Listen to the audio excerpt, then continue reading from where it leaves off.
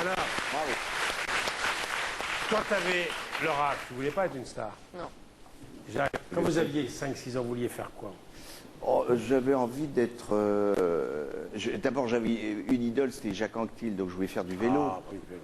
J'adorais Jacques Anquetil. Donc Moi, je pensais en tant qu'Auvergnat, votre idole, c'était Giscard. Non, vous étiez trop âgé. Giscard, j'étais déjà plus grand, mais c'est vrai que Giscard m'a beaucoup impressionné parce qu'il parlait comme l'évêque de Clermont, qui était monseigneur de la Chanonie. L'évêque de Clermont, il parlait comme ça, je vais vous confirmer, paf. Et je me suis dit, c'est Giscard. Alors après, j'ai fait Giscard. Bonsoir, madame. Et c'est vrai que c'est le premier personnage que j'ai imité quand je suis arrivé à Paris. Et vous, Jean-Pierre, à l'âge de 5-6 ans? Vous êtes jardinier comme mon grand-père. Ah bah, oui, bah, vous l'êtes un peu. Je suis un petit peu. Je vous ai vu à la campagne, vous jardinez bien. Et vous vouliez être chippie déjà à 6 ans? Oui, je l'étais déjà, je le suis beaucoup moins maintenant. Donc je voulais être membre du GIGN. Ah. Ouais, je sais, c'est absurde. Membre du sujet, c'était une vocation étrange. Voilà, c'est n'importe quoi. J'ai un peu raté mon Donc, coup. apparemment, c'est pas leur truc de devenir star au gosse. Non, devenir une star, c'est vraiment pas le truc des tout petits. Regardez Passepartout, par exemple. Le passe-partout de Fred Boyard? Voilà. Ça fait 10 ans qu'on lui propose de reprendre le rôle du père Fouras, mais non, lui, il préfère continuer à servir de porte-clés. Bah oui, il a raison. Finalement, il restera toute sa vie un inconnu. C'est ça, c'est amusant. C'est Bruno Mazur qui va être content. Vous lui avez piqué son calembour. Et puisqu'on parle de stars, Jean-Baptiste, je voulais profiter de ta présence pour parler également de ces stars qui sont restées des enfants. Alors, passons tout de suite sous le cas un peu douloureux de Chantal Goya, qui a encore été aperçue le week-end dernier en train de distribuer des fusils aux lapins. Mais prenons Philippe Candeloro, par exemple. Ah oui, Voilà. lui, il est resté très enfant. Exactement. Au début, Philippe Candeloro, il patinait en combinaison fluo, absolument comme tout le monde. Et puis, le naturel a repris le dessus.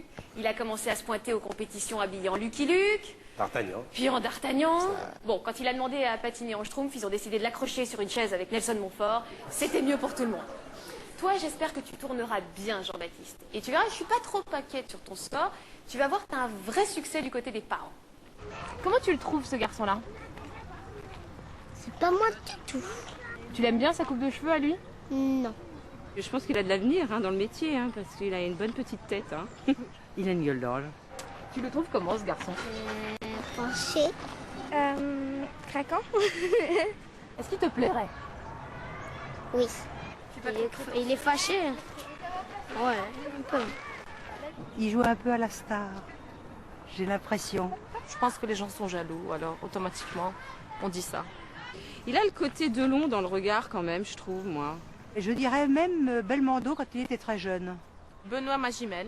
Vois sur ton chemin, gamins oubliés, et café donne-leur la main pour les mener vers notre lendemain. Ils sont beaux. Ils sont bien les petits que vous avez rencontrés. C'était au jardin d'acclimatation? Au jardin d'acclimatation, Ah, et ils sont ils bien. étaient absolument craquants. Alors comme ça, Jean-Baptiste, Gibouille, tu te la jouerais un petit peu? Non, je suis sûr qu'il ne la joue pas, moi. Non, j'ai pas Moi, l'impression. j'ai pas l'impression. Après, Non. les gens, ils peuvent croire ce qu'ils veulent, mais tant Non. qu'on connaît pas les gens... Après... Alors j'ai des Ouais, preuves. évidemment. Justement, toi, c'est vrai que tu es un adolescent normal. Comme tout le monde, tu portes des Converse, mais toi, c'est vrai que tu les portes pour aller aux Oscars, à Los Angeles, c'est des Ah cours oui, plus dis donc.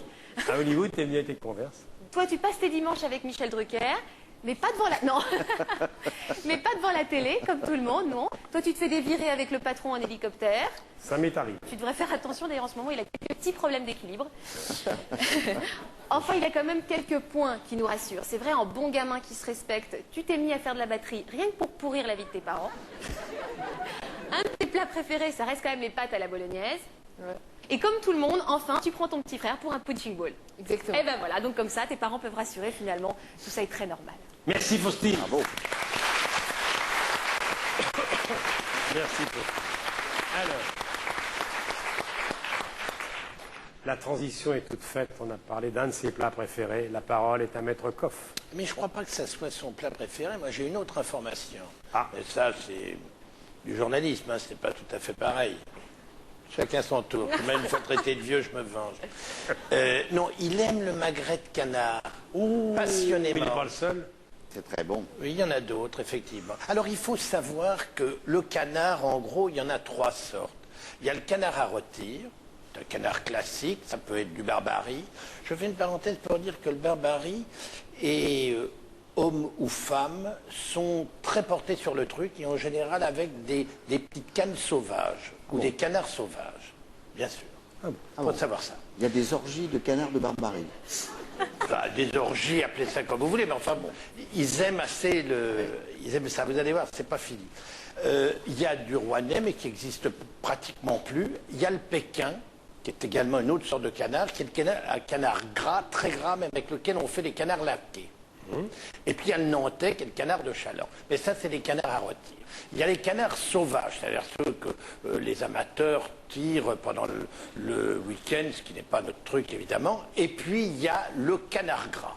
Alors le canard gras, c'est un croisement entre le canard de Barbarie et le canard de Pékin. Et alors, ces malheureux canards n'ont pas de vie sexuelle. Pas de vie sexuelle, j'y arrive. C'est épouvantable. Uniquement de l'insémination artificielle. Et moi, je trouve désespérant que les canards n'aient pas droit au plaisir. Alors, et un canard de Barbarie qui n'a pas vu un Pékin, donc il n'a rien. Il n'a rien du tout. Alors, il y en a qui ne voient pas un Pékin pendant des mois. Le canard gras, donc ce fameux canard, c'est le canard avec lequel on fait les magrets, donc ce que Jean-Baptiste aime particulièrement, et le foie gras. Ce sont des canards qui sont élevés pour faire de la chair et pour faire des foie gras. Alors, j'ai fait ce qu'on m'a dit, c'est-à-dire un magret de canard que j'ai fait rôtir. C'est simple comme bonjour. Alors, et puis, en espérant lui faire plaisir, je l'ai fait avec des filles. Allez, le canard, et que ça saute. Enfin, que ça saute. Jean-Baptiste Monnier. Alors comme ça, on aime le magret de canard. Ça, c'est une surprise. Alors, j'en reviens pas. C'est vrai, une passion pour le magret de canard. Alors bon, je vais t'en faire un à ma manière. Je vais le faire aux figues. C'est la saison des figues, donc autant en profiter. Dans la casserole, tu mets une demi-cuillerée à café de coriandre, demi-cuillerée à café de poivre, une fleur de banniane anis étoilé, un clou de girofle, une belle gousse de vanille que je vais fendre en deux. C'est de la vanille de Madagascar. J'ai pratiquement cueilli moi-même. Alors quand on veut être bien servi, il faut tout faire soi-même. Moi, je ponds même mes œufs, c'est pour te dire. Et une demi-bouteille, 100 grammes. Je porte ça à ébullition. Alors là maintenant, je prends de jolies figues et je vais doucement les percer 2 fois. Pourquoi est-ce que je perce les figues? C'est simple, c'est parce que je vais permettre au vin qui est gonflé tous les épices, tous les parfums des épices, le vin va s'introduire là-dedans et se rajouter au parfum des figues. Et là, ça, je vais laisser refroidir à température de la pièce. Ensuite, je vais mettre un film dessus, je mets ça dans le réfrigérateur, ça passe une nuit. Alors le lendemain, le liquide de macération, je le mets sur le feu à réduire. Pendant ce temps-là, j'allume mon four, 180 thermostat 6. Bon ben voilà, là maintenant c'est réduit comme il faut. Regardez comme ils sont contents de se retrouver. Oh là là. Ils auront passé 24 heures au froid, 30 minutes au chaud. Voilà en fait ce qu'on peut dire de ce plat.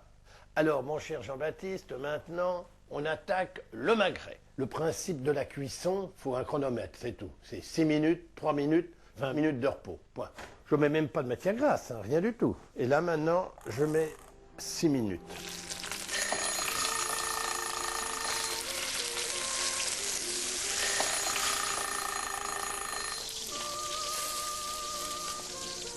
Et un peu le salé.